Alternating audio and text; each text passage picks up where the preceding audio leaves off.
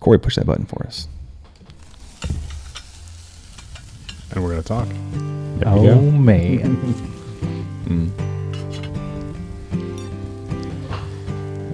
Yes. I am looking forward to the rankings today.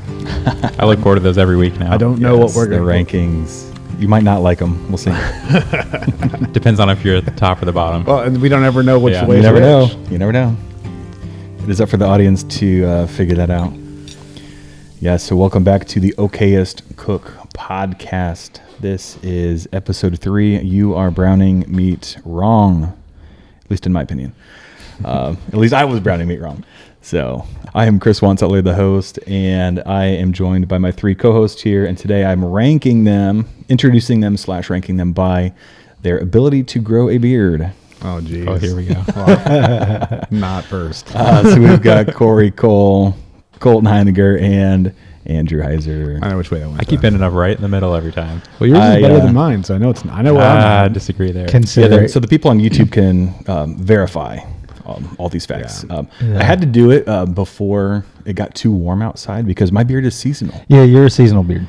I can't do a full-time beard. But It's I feel just- like if you just think about beard, you'll have a full beard. And for me, this is like a journey. Maybe. This is like a 6-month journey. it does Just take to some get time. around. This takes some time. This is about 3 weeks. Yeah, well, let's say I can't It's do solid. that. It's solid, yeah. Oh, nope. But seriously, if it gets above 50, 60 degrees, like my lips start sweating. It's gross. So the beard needs to come off. It's essentially a free scarf is all my beard is. So, that's where I'm sitting on the beard. So yeah. So what? Let's talk food. What did you guys eat, drink this week? What are talk to me here. Which one do I want to talk about first? Well, let's talk about chimichurri because that was the one that was kind of recently a try for me. So I love chimichurri. I've got a buddy of mine that makes some killer chimichurri, and I tried a recipe in typical Andy fashion. I kind of just sped read through it, and I was like, I'll just do all this and I'll throw it right into a blender. And you're supposed to like slowly add these ingredients in there and chop them in using a food processor, like slowly. And I went with the blend method and brought it here for the boys to taste. We had some backstraps, so we were able to try that. It's good. I think it turned out okay, but I was really, really not happy with my initial take on it, to be I honest. think we all thought it was better than you did. So. I know, I was by far the hardest. Do you feel like the consistency or the taste? Consistency. The flavor is good. It's very limey, which I did on purpose. There's more lime in it than I called for, but I wanted it to be that way. I thought it was great. But I didn't have like that chunky ingredient from like I could see that, yeah, being a little smooth, but Yeah. I wouldn't say that's a turn off. I say you could have gone a little hotter. Throw in some red pepper flavors. Yeah, well, there spice is. it up a Believe it little or bit. not, there is a chili pepper. I can't remember which one I grabbed. I just got it from. I didn't go habanero. It's just what I wanted to do because I was hoping that Krista would partake. She still didn't. She did not. Oh, geez. So I was just light and limey. Oh boy. How about you guys? I didn't have anything super crazy this week, but last night Jess and I got to partake in one of our favorite little hole-in-the-walls, Thai Orchid, Oh yeah, over in Heard of it. Castleton. Yeah. Man, their pad Thai, so good. Yeah. I didn't Go make for it. anything of note this week, but I saw a recipe that I want to try. My wife is getting really into the sourdough, so we end up with at least a sourdough loaf a week. And there's only 2 of us eating it, so we end up throwing some out a lot because it goes I was stale. really kind of upset there wasn't any of that today. Oh, I brought some. Oh, you did? It's over on the Yeah. island, Okay. yeah. I was gonna say, Make croutons he said out it of was coming. Yeah, so that's a good idea, Yeah, Chris. seriously. We need to try croutons. But I saw online, because I was just Googling, what can you do with stale bread? Hank Shaw's got a recipe out for this Alpine bread soup that uses Okay.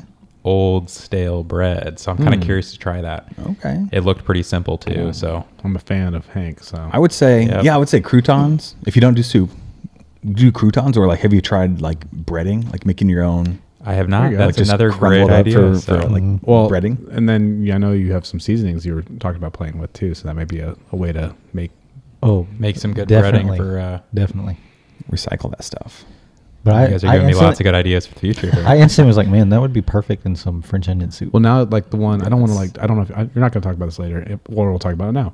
Yeah. That one that you weren't sure about what you were going to do with, that could be a really good pudding. The orange one, Derek Wolf, Tennessee Smoke. Yeah, we'll bring that up later here. Yeah. So I also did not do much cooking this week. We preschool, the gift that keeps on giving. We had like a nasty round of the stomach bug. So Fun. literally there was like no cooking in my house whatsoever. So it was a lot of research online. And interesting, I saw it's this. So we're going to like the dessert category, which we haven't gone quite yet. But I saw somebody make a bourbon root beer float. Oh, yes. And I almost got all the supplies, but I just skipped the store. Could use that tonight. Dude, it looked amazing. Sounds amazing. So maybe next week I'll bring the bourbon root beer floats, but I want to try that real bad. So that's my only food thing for the week. Hopefully next week the stomachs will be feeling better and I'll be in the kitchen a bit more.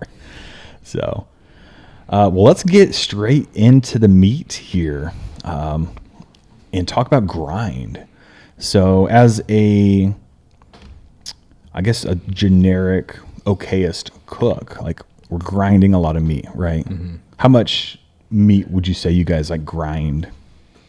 Like we can go like a monthly or like grind yearly, or brown? Like using ground meat. Oh, we'll just say that. Like for us, again, we're hunters, so like we're getting venison. Like, are you grinding your whole venison or like? Well, I mean, this was a great year for me in the woods. So I got 4 deer this year, so I have a lot of ground meat to go around. So even last year though, I would say that there's a good 90 pounds of ground meat that I'll eat throughout the year. That's impressive. But I like the roast. I like the steaks. I like the bone-in stuff too. So have a lot of that. But ground meat makes the rotate. There's 2 pounds of it thawing for tomorrow in the fridge right now. So I do anywhere from 1 pound to 2 pounds a week, I would say. Nice. Because it's just it's so versatile. I was gonna say you can do so much with it. That's why, I use it in my omelet. I can use it just put it over rice, and I have just like what I call dirty rice, which is usually just 8 ounces of venison, a cup of jasmine rice mixed in together, and I throw a little bit of some Japanese barbecue sauce that I'll pour on top of that. Just mix it all in there together. It looks like dirty rice, and it's delicious. Yeah. So but then you can just do so much with it. So it makes my rotation every week. For sure, yeah. We're probably in the similar boat, probably 1 to 2 pounds a week. And we get part of a cow every year too. So I'd say we go through about 100 pounds per year minimum between kind of all protein sources. Yeah, I'd say I'm probably pretty close to you because we get a cow as well, and then I think I got 60 pounds of ground last year, and then I think I got another 70. I think I did 70 pounds of ground this year on what I got. So I mean, we go through it a lot. Your buck was big, right? He was. That's awesome. Monster. I think he field dressed at 205. Yeah. And then my mom, of course. That's a lot of meat. Then my mom, of course, the next day dropped at 230. Yeesh. Yeah, I asked you guys, but I haven't actually mentally tallied what I go through. My wife's a huge fan of the chicken, so we do a lot of that. But definitely ground meat is so easy to use. It's hard to not talk about. And especially like I said, for the Okayest cook, the average person who doesn't really know what to do in the kitchen, roast might be intimidating, or saving anything but the back straps for steak might be a little intimidating. And we're going to talk about that in a future recipe. So hang on to your bets here for talking about steak. We will discuss all the cuts and stuff. But today is ground meat. And I would say, correct me if I'm wrong, we don't care if you want to grind your whole deer. If you want to grind up the back strap, your tacos are just going to be the best tacos you've ever had. Make some good tacos. I personally would never do that, but we're not gonna. Yeah, I don't like that idea. We're not gonna drive a bus over you. If you decide to do that with your deer. It's what my parents do. They'll keep 4 roasts, and then they grind everything. That's where they're at in life. My honey buddy Nick down in Texas, Had a little bit of a miscommunication with the butcher. Oh, no. And they ground the whole thing. So he's got really good tasting. It's going to be phenomenal. That is sad, though. And another point to do it yourself. Yeah, exactly. Yes. That's why we I know not everyone's able to or doesn't have the equipment to. It is tricky. It does take, a little bit of gear. But yeah, learning to process your own animal will prevent such instances from happening to you in the future. But yeah, that is sad if you're expecting a bunch of steaks and then you just get a box full of ground meat. That's sad. That is sad. But yeah, I mean, literally the list of uses for ground meat is like endless. Just in my house, we do like tacos and spaghetti and pizza and runzas and put it in cheese dip. I mean, like I could go on and on and on. Yeah, ground meat is literally king. I would say like pound for pound, like it's the most. I would say definitely it's the staple. Yeah. that we Like use, across for the sure. board, like across Absolutely. the hunting board, I would even argue Yeah. with like, Well, I think it's kind of one of the things we talked about as far as like why we wanted to do the podcast in general is that this is a staple and not that we want to get people away from that. We're hopeful to give some folks to maybe experiment with some things outside of just this, but it would be bad if we didn't talk about all the tips and tricks of maybe doing this a little bit better. oh yeah, we'll definitely talk about such topics like smoking entire front shoulders or, I mean, corning it. What would you do? You just brine ham. it? Yeah, we made You that hammed back it. hindquarter. Yeah, that was ham. crazy. Hammed it. That was nice. It was good. And for somebody who has a huge pork allergy, like that ham, it was like I haven't gotten ham. That ham surprised me with how was good it so was. good. That's a future episode. I know. We're Go dropping ahead. hints here for future conversations. But that's where, so like this is an episode I'll benefit from personally because I was looking through my list of what I use ground meat for. We do it for tacos, burgers. That's pretty much it. And just ground meat. So, part of what we're about is how do we, like, I want to learn from you guys and find some new fun things to do. So I wrote this in my notes and I didn't say it for the intro story, but this is a thing that I wanted to talk about. Actually, my experiment for the week actually was better than what I led with earlier. And that is that I got a chance to play with, on accident, a thing with browning meat. Okay. So Let's hear it. so we do need to segue into how do you ground or how do you brown your meat? okay. So this is we'll Take us talk there. about this Take us there. experiment of how I brown my meat. So typically, you put the meat in the pan and you brown it, right? that's everyone's kind of go to, right? But this was one of those things where I wasn't sure if it was a good idea or not a good idea, and it turned out to be a phenomenal idea. So first off, I love my cast iron skillet. We talk about this a lot, right? I had the cast iron outside on the grill, so I had the burner out on the grill inside. And I was like, you know what? I had made some moink, as I don't think we've talked about that on the podcast yet or not, but some breakfast sausage that I enjoy making. And I had made that earlier in the day, so that had been in the pan still. And I was like, you know what? I'm going to go ahead and just use this pan and start putting my onions in there. So I'm a big fan of putting onions, and you'll hear about this later on in the episode when I give the recipe about how I liked onions in my ground meat. And I put the onions in there with some butter, just kind of got those things rolling, and they got nice and dirty looking. I loved it. How it was going, and I was like, normally I pull them out, and then I brown the meat, and then I put it all back together. But this time I was like, what would happen in a world if I just popped the meat right inside of there and just kept the whole thing rolling? So I just put it inside, dropped the ground venison into that. Now this ground venison has a little fat added to it, beef tallow, and just kind of kept it rolling. And as it browned, just kept the onions going in there. It got really, really fine. And I was like, I should probably drain this. And I was like, but what if I didn't drain it and I just left the fat in it? Because at this point, it's just practically beef, it's beef fat. So that's going to be flavor, right? So I just kind of left that going in there, and then I did what we'll see in my episode later, what I call a taco wash, which is just seasonings and water mixed together, right? Dumped that bad boy in there, just kind of kept it going, and let the stuff simmer down till the moisture was basically out of it. And oh my God, like just crazy good. I had thought about bringing some tonight for you guys, but I ate the last of it this morning for breakfast. Come on. So sorry. So the onions didn't burn. No. Like they kept. I don't know if it was magic. They just kept caramelizing. Just kept caramelizing, basically. Yeah. Because I could see, if I brown my onions the way I typically brown them and then I add the meat. Like that'd be far too gone. Yeah. Now keep in mind, So they were I'd like, have to remember to add They were them. like barely translucent when I Yeah. added the meat in there, so they were still rolling in there. Okay. So See, in my mind, like they were a lot browner than that well, they were browner in color because of the because of the other. sausage. The brown butter and stuff in there. Yeah. Mm. Yep. Interesting. Yeah. I don't Sounds know if awesome. it's a one-time occurrence or if I'm going to try to do it again. But that was Try it my again, like, let us know next experiment week. that went well. So Yeah. Well, so you mentioned adding the beef tallow. Is that something you ground? Yes. Do you grind that in with your venison? So, as you guys know, on our deer, so not this season, but season prior to that, I just went straight venison, no fat added, just as clean That's as what possible. I typically do. Which is typically what I do. But this time around, I had 3 different deer worth, because I had the 4th one in Texas I had butchered down there, and then my buddy Nick brought it up when he came to visit.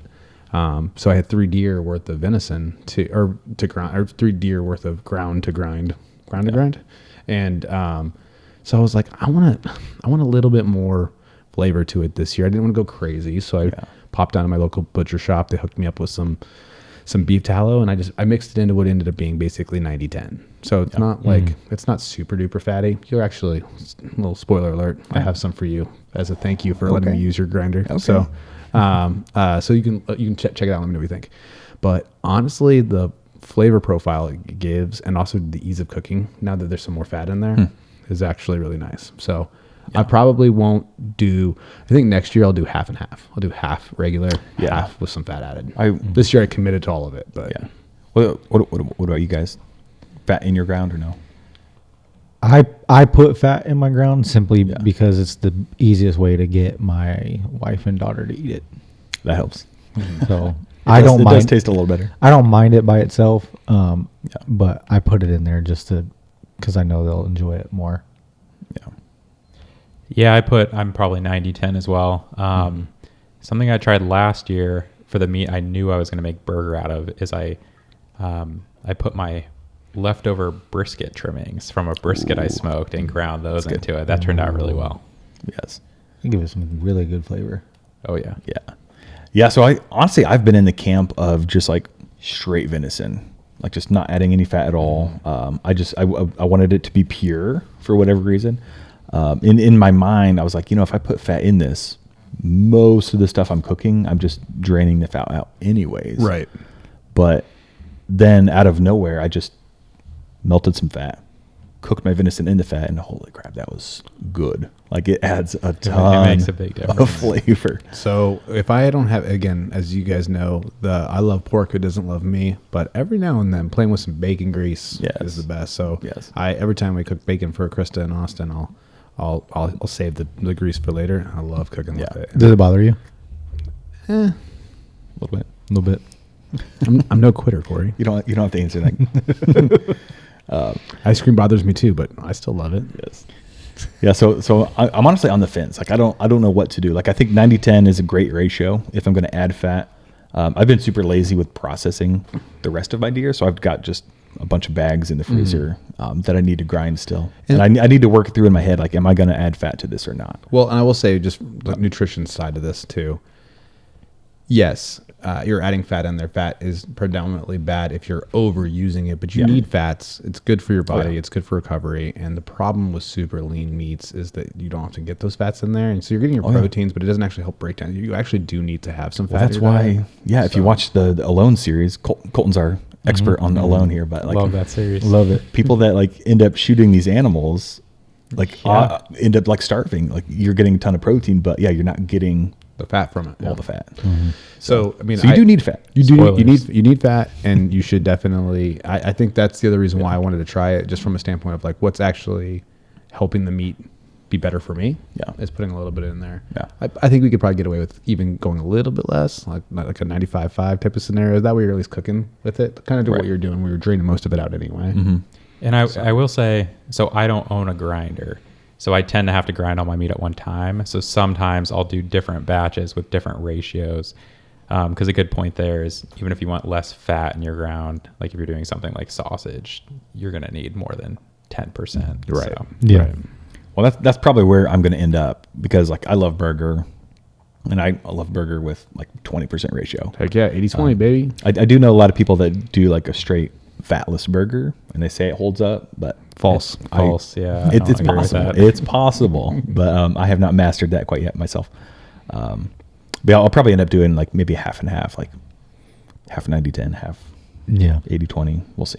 And if I don't know, I mean, some of it's, I'll just grind some with no fat, just if I don't know what I'm going to do. I'd say with that's it. always the best bet. Like if you don't have a clue what you're going to do, just keep it neutral. You can Right. 'Cause always you can add grind it. it again. Yeah. You can always add fat later. And I mean, maybe this is too much of a tangent here too, but I mix meats a lot. So if I'm making Okay. chili, I do Oh, half yeah. venison, half Right. beef a lot. So Yeah. if I pull out a bag of venison and there's no fat in it, it doesn't really matter. Right. Yeah. So you can add it in with the others. Yeah. Yeah. That's smart. Well, let's go ahead and transition into actually cooking this meat. And Danielle Pruitt has a phenomenal article on the Meat Eater website about properly browning your meat. And if you have not read this article, it is 100% worth the read. It makes you think a little bit, like just slow down, spread things out, maybe get a bigger pan. I'm not going to spoil it, so you're going to have to go read this article yourself. But I've like what kind of hit me was like I'm just trying to rush through it too quick. I'm throwing everything in whatever pan I grab first, and in her words, like I'm essentially steaming my meat. And I saw that, and it was like it comes out kind of gray. It doesn't really get quote unquote brown. And that was where I was flawed a bit, but also like using like oil or some fat to help that browning process. Those are my big key takeaways from her article there. But any other tips you guys have? Her article, so I read that this past week, and I've always known what browning meat is, but I tend to just throw it in the pan, cook it, and when it gets brown, I take it out. That's what I thought browning meat was. I read her article, I tried her tips, and my meat was 1,000 times better than it's ever been. It actually had that. She talks in there, again, without going through the whole article, she talks about you're going for that crispy, dark color like you're searing a steak. And I've never done that before. The myriad reaction, like it needs to be like caramelized. Yeah, where that meat caramelized. Crispy. Like that. I think maybe the fear of a lot of that too is people thinking, or maybe pulling it out too early, so essentially steaming it, is that you're worried about like overdoing it. And if we've learned anything about venison, is oftentimes when you're talking about a steak, like it's hot and fast, right? Basically, like cook out the bad stuff on the outside, enjoy the good stuff on the inside. Yeah. But with browning meat, that's not how that actually works. Right. Yeah, you can't treat it like a steak. Absolutely. Like it's not going to be rare in this industry. That's not. And not rare, but that's generally how I used to treat it. I didn't want to overcook it and make it all dry. You just made it as soon as it was brown enough. You would. But it kind of rocked my world this week. So. Oh yeah. So yeah, it needs if to you be- go read her article and like do her tips like word for word. So you should be looking it's for phenomenal. more. It should look more like a steak and less like a McDonald's hamburger, right? Yeah. If it's That's gray, actually yeah. a really good analogy. Yeah. Yeah, you should not be steaming your When you meat. said steam, that's all I could picture was Exactly, this McDonald's yes, burger. yes. I was like, Yeah. oh, it's a steamed patty. Yeah. Yep. Chris touched on it too. He said kind of slowing down, bigger pan, not overcrowding as well. I tend to do that. Yeah. Like when Yeah. I'm making Try a to big do batch so of much chili, at once, yeah. I'll do 2 pounds at one time, and then I. Oh, for sure, yeah. It takes like forever to. I've started like even if I'm just doing 1 pound at a time, like I'll split it in half and I'll do Really? half pound, Just give that a half go. pound. Yeah.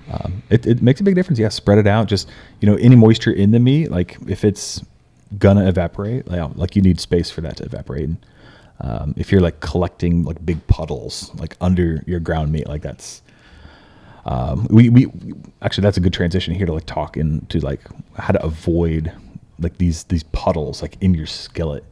And I've personally found that thawing meat properly is like a game changer.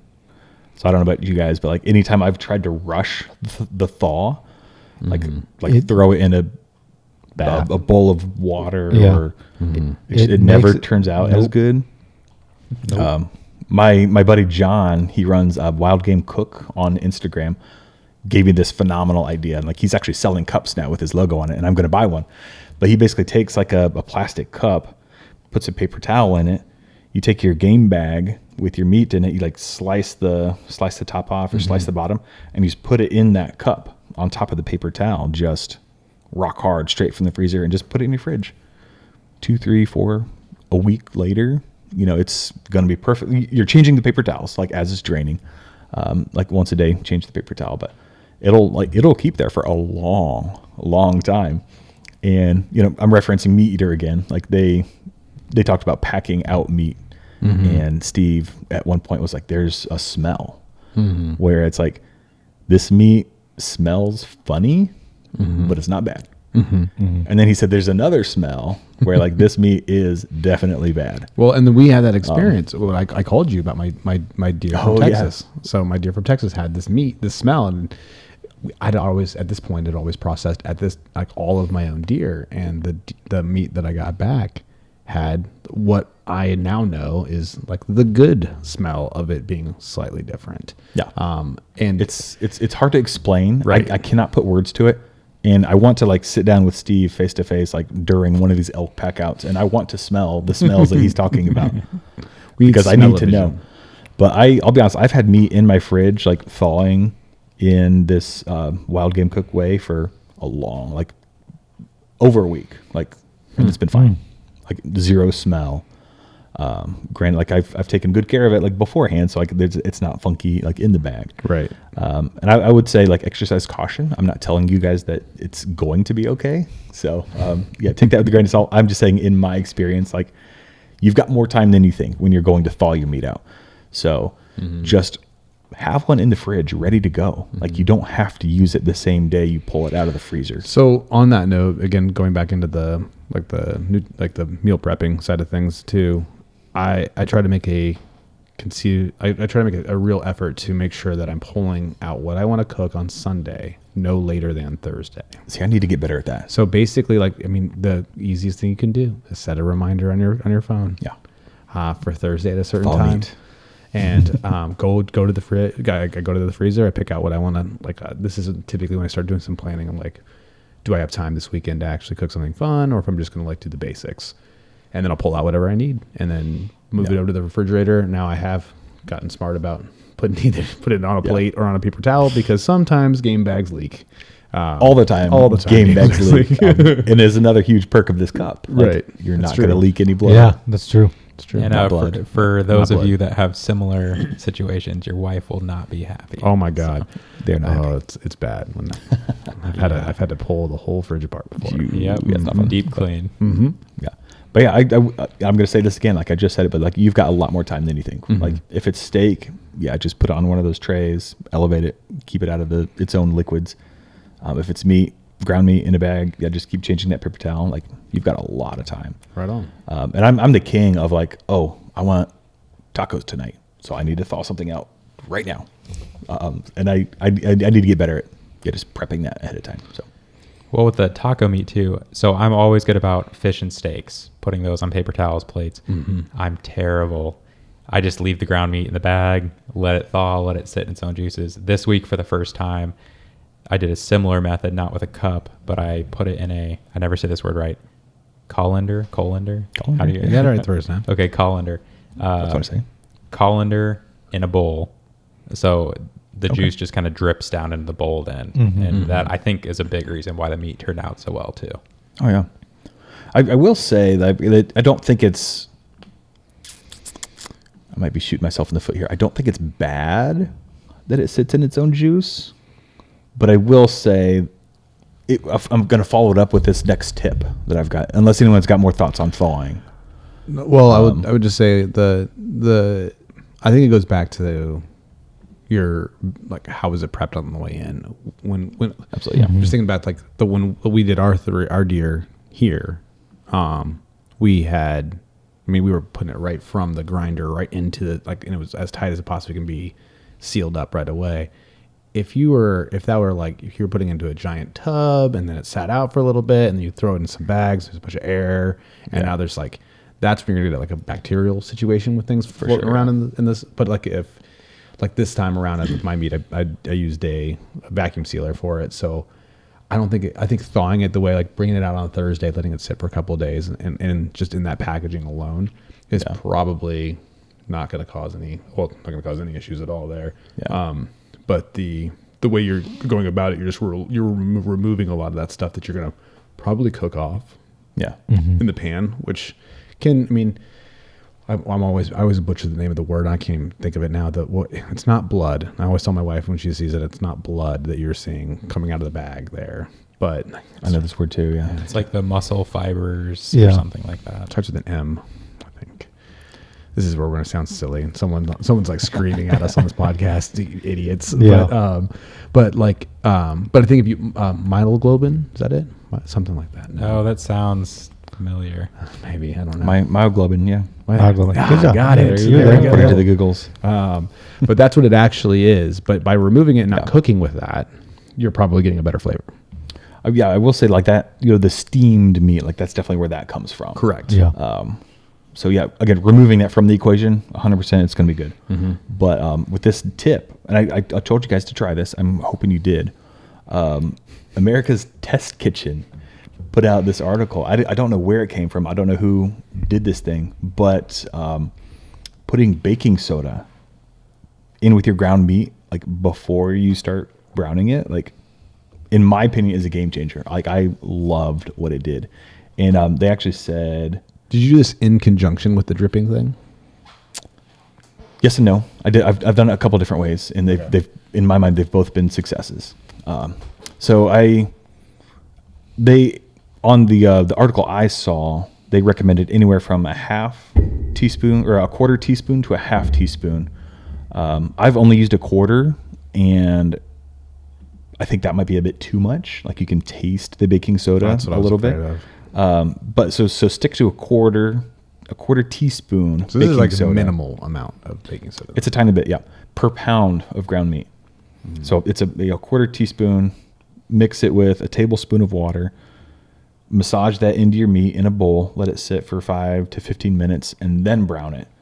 And I tell you what, like the meat chunks you get, read their article. Like it does something to the pH, so it browns better. Like that Myrad, what's the word? Tell me. Myoglobin? No, the reaction, like the caramelization. What's the word for caramelization? I don't know. That reaction, Not like a it, scientist. Caramelization. there's a word for it. It's Myrad, myriad. It's not The myriad. specific reaction to the meat. We Yeah. have It's- it's myriad of words. we're It's putting the around. name. It's the word for browning meat. Like there's Yeah. a word for it. Like it does that better. Like something about the pH. Like it browns better. It caramelizes better. But it also like just locks in moisture. It's like it was literally like each little clump of a ground meat was like juicy.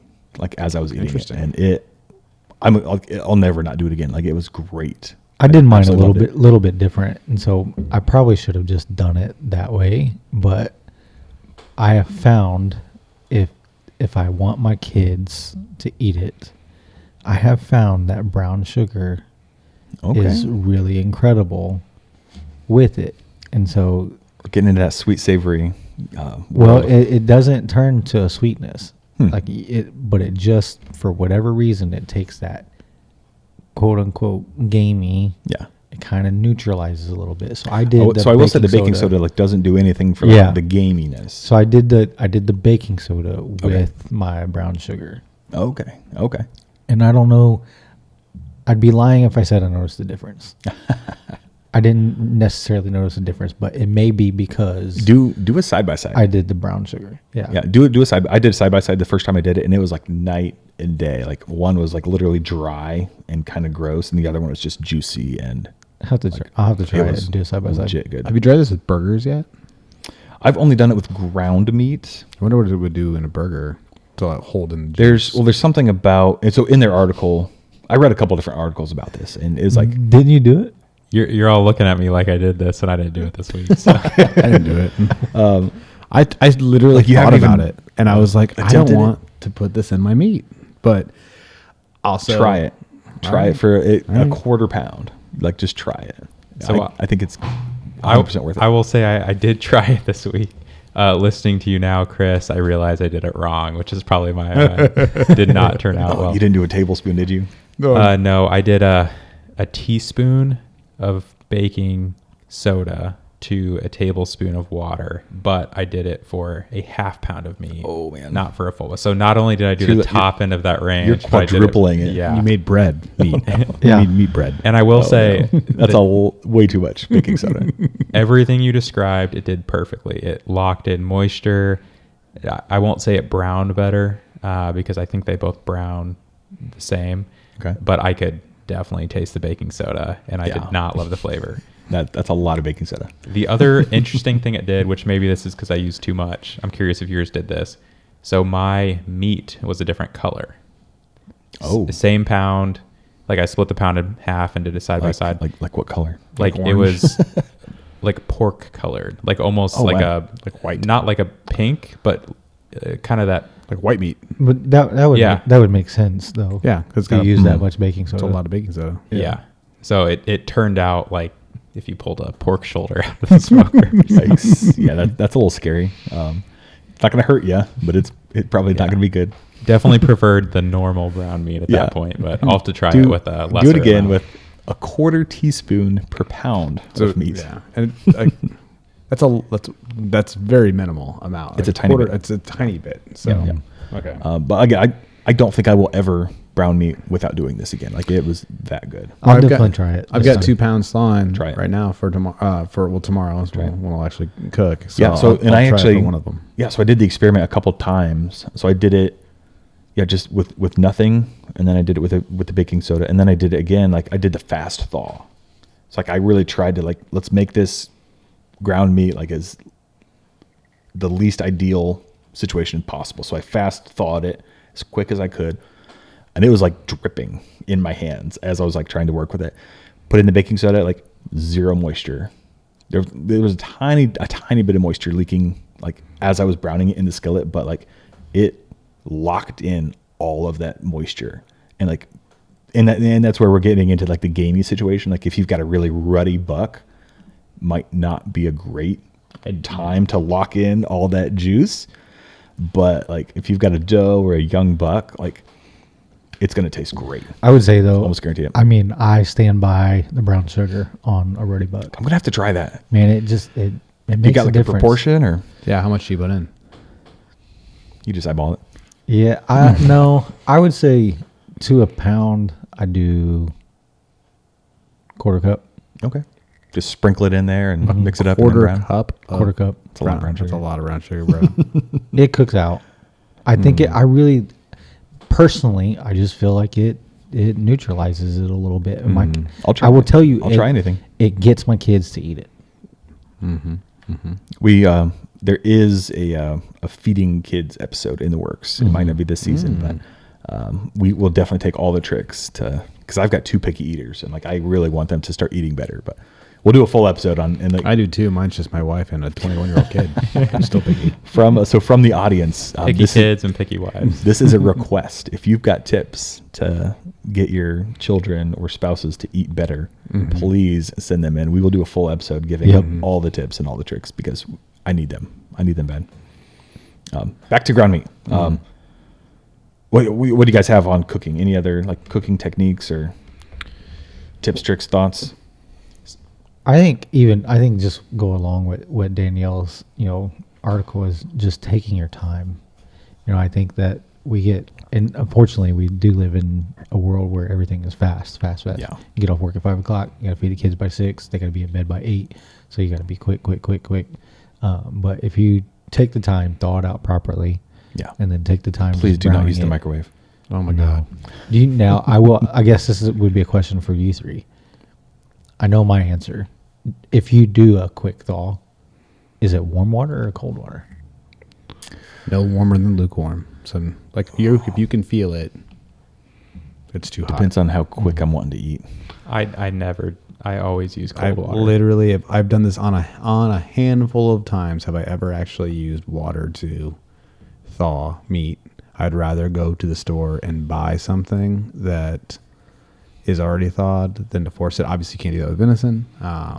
But I've gotten. I mean, for me, I will say, if you can create the habit of pulling meat out on a Thursday, Yeah, big difference. It it forces you to do the things, and obviously for anybody who hunts, I mean that's gold. So you're not gonna not eat it. Like you're gonna make it happen.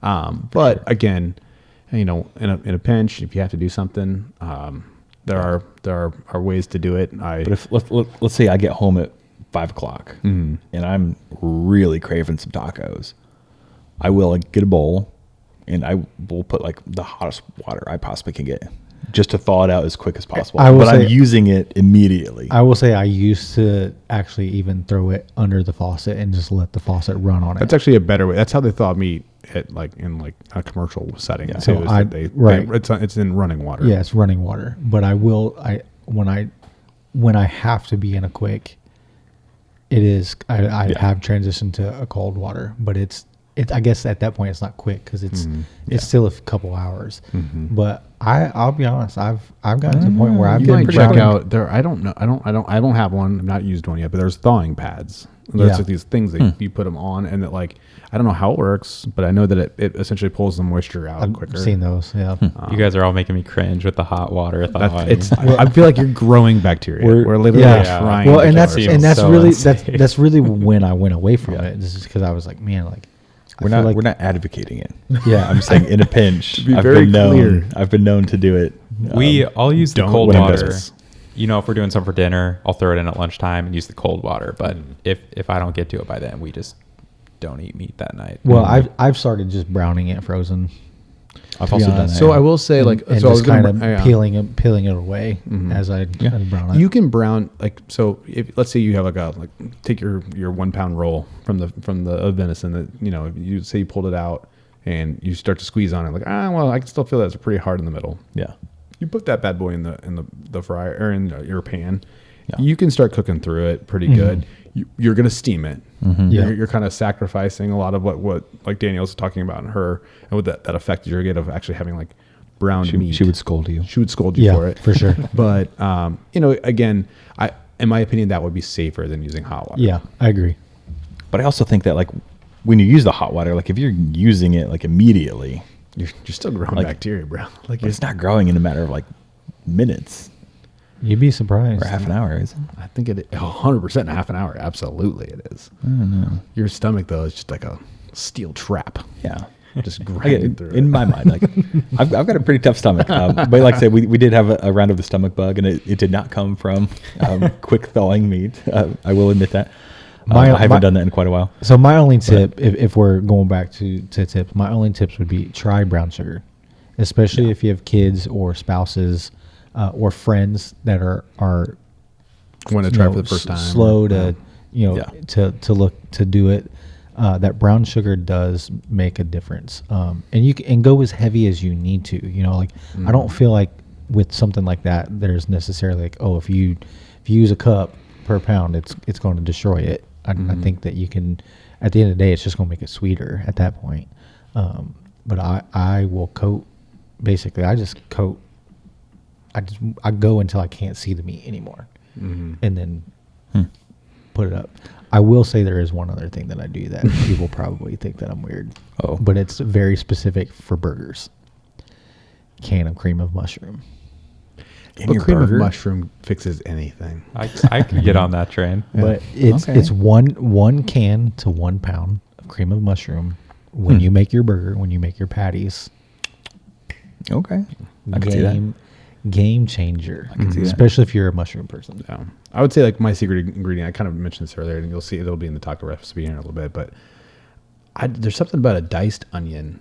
And I love yellow onions. It's the sweet that comes from the yellow onion. From like a sweet onion. It's just, man, it's so good. It adds a little bit of dimension to your ground, especially if you like what we're talking about, where we go through 1 pound to 2 pounds a week. Man, that's a lot of ground meat. It's a lot of repetition. So you can play with throwing things in there. Like I love throwing some minced garlic and love throwing in something with my onions, with my diced onions, and that's what I'll cook down first, and then pull those aside, brown the meat, and then combine everything. And just even if that's just used as just general purpose eating meat at that point, Yeah. that little bit of onion, I think probably puts a little bit of that sweetness in there. And I think it just, to be honest, like I love that smell. Like that's probably, when it comes to cooking, it might be my favorite smell. Onions cooking? browning onions when you know there's going to be some meat going in after it. Heck yeah. I love that smell, and I think it just kind of excites, like, because let's be honest, especially when you're cooking game, sometimes when you're cooking the grind, you're grinding and browning your meat, it doesn't have the most pleasant aroma in the Why I world. do it outside. And so when There's you throw no fat. Yeah. when you throw those onions in there with it, man, it just kind of takes that away. And Yeah, takes the edge neutralizes off. a little bit. I like it. I see it. Yeah. Sick. Yeah. Awesome. Yeah. So I guess we can move into like, what do we do with our ground meat? Anything cool outside of just like throwing it in hamburger helper or like making meatballs, making hamburgers? Like what do we have any tips to the listeners to like, what can you do with your ground meat that's going to spice up your taste buds a little bit? I would say don't sleep on an omelet. Like this is a thing that this makes the rotation in my breakfast almost every week, especially with the ground meat. And again, it's basically the same stuff that I can use on a taco, that I can use on my rice, and I can use in an omelet. And just let I do a 4-egg omelet, so 2 eggs, 2 egg whites, and mix it in there, get it going in the pan there, and then before, like as you would add in anything else inside of an omelet, that's when you just sprinkle some of that ground meat in there. Yeah. If you want cheese, if you're into that sort of thing, add that in there too. When you flip that bad boy over, it goes so well with eggs. Oh yeah. I'd even like brown, just warm it up in the pan next to your scrambled eggs or just with over easy eggs, and it's just so good. Yeah. I mean, don't sleep on the protein bowls either. Yeah. If you're gonna have some type of little protein bowl, man, it's easy. Just throw it in there and mix it in there and give it a little bit of extra protein. Yeah, my wife makes fun of me for I kind of eat like a dog, where I will eat the same thing over and over and over again. But what I call dirty rice is just like I said, it's 8 ounces of ground meat, and some jasmine rice, and then sometimes I'll just mix in. I won't even put anything else in it, but you can mix up with some flavors. You want to throw some siracha on that bad boy, make it a little hotter, you can do that. You can just throw some chickpeas in there. Yeah, I mean, literally just like a quick stir fry, if you will. But I don't even fry the rice. I just put it over the rice, and that is a easy, especially from a balanced meal scenario there too. Yeah. Your carb to meat to fat ratio is like perfect in that scenario. Yep. Nice. You. I Colton's told you got guys some at the smash beginning, burgers. smash burgers, us chili, and about these tacos. Those are my 3 staples. How do you make your smashed burgers? Like, do you have a Blackstone? I do not. I use my cast iron. Okay. I would love to get a Blackstone. Same. That's on my list of. But your process for the smash is a little different than what I've heard or what Yeah. I've attempted in the past. So, do you mean the onions? Give us your process. Okay. You tell. So my smash burgers, I put a crap ton of onions in them, which I think is considered an Oklahoma style smash burger. Okay. I forget the history there. I think there was a famine or something, and people ran out of meat, so they started using more onions to make their burgers go longer or something along those lines. But we've all mentioned it. We have wives that maybe don't love the taste of some of the wild game and whatnot, especially with my venison smash burgers. The onion gives it kind of a different flavor, but then when you smash those burgers down real thin, that onion caramelizes, not crystallizes, caramelizes on the outside, and then you still have the crunchy onion right in the middle, so it gives it a really good texture. Yeah. Love it. Now, are these stacked? You stack these up on one sandwich, or are they like what's your patty to bun ratio on this? Now, I'm just curious. So now you're It's an getting into interesting some, some family arguments here. So I tend to not eat burgers on a bun because I'm a weirdo, and I feel like bread on top of my meat masks the meat flavor, which I don't like. I'd prefer just the straight meat. My wife complains because I'll say it's not a burger. right I'll say, hey, we're having a burger tonight, and she's like, did you get buns? I'm like, oh crap, no. Listen, I grew up super poor. I don't remember ever getting hamburger buns. You had bread, Bread. There's Sliced bread. I'm not when opposed to that. when you're poor, dude, you get bread. And then if you do get buns, guess what those buns are? Now that's your peanut butter and jelly bread, and everything else bread. And there's no such thing as hot dog buns. That's a piece of bread folded in half. Yeah, dude. Oh yeah. I get it, It but works. I will tell you, I'm a Royale fan. I love Royale burgers. The ones. What's a Royale burger? So over easy egg. On top of it. Oh, yeah. Oh, okay. I didn't know what they were called. That's But Royale That's how with the cheese. Australians like it. Royale with cheese. That I is love good. it. Super good. The only bad thing about that is in beard season. Like, Yep. It doesn't work out so well. Well, that's every It's a little too season for messy. me. A little too messy for the beard. Yeah, honestly, I don't have any like special tips or tricks for ground meat. It's just like I will admit that like my wife isn't a fan of wild game in particular, but like she will eat tacos with ground venison. She will eat chili, and it is that melding of flavors, kind of blending it all together. So Well, on the chili side, I know we kind of talked about this in the chili episode, but also that I love mixing meats. we will talk about it. Will talk in the about future. that in the future. We'll cut that out. We'll cut that out or leave it. But with chili is a great opportunity to mix your meats in there and give some of that flavor profile as well, especially if you're thinking about your friends, if you're serving something to a group of people. Chili is an easy thing to do, and mixing in some stuff that's maybe more normal, quote unquote, to them. Yeah. Things like turkey and Yeah. Yep. Well, I will. I'm going to try this on my wife and see what she thinks. But doing the baking soda trick, like just the fact that it's juicy, because again, venison, wild game, like has zero fat, right? Right. So like just the fact that like, hey, when I'm doing ground beef, like it's a little bit juicier because there's a lot of fat. Like, do you think she'll be built into okay with the because you said the baking soda will change the juiciness, but doesn't necessarily affect the flavor. Yeah, but I don't know why. Like she's not a fan of the wild game, and I'm thinking like a portion of that could be the fact that it's so dry. That's fair. Yeah. Compared to like a ground beef. Yeah.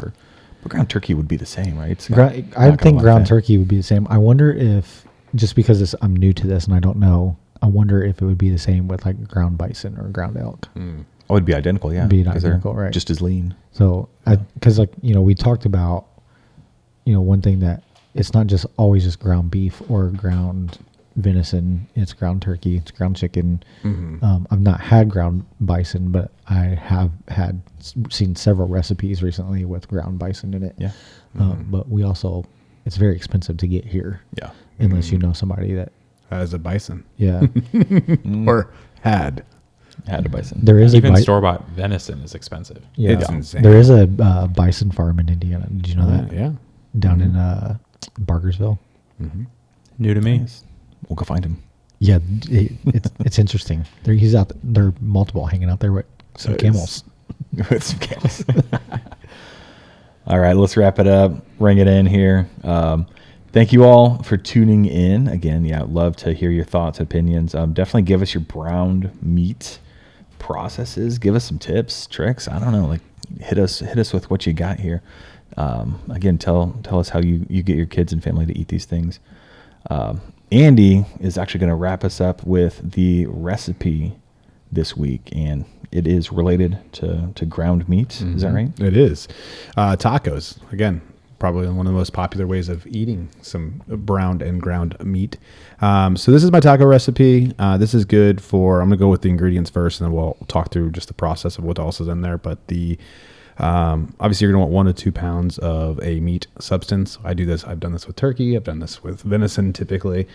Works with ground beef as well, obviously. But again, as you're probably not surprised from earlier parts of this episode, it does also have 1 onion in it as well. So I like yellow onions. I like the sweet flavor, but just choose your own adventure at this point. Pick your favorite onion, whatever you like. But I would recommend a yellow onion. 1 lime. You're going to need 2 tablespoons of butter at least.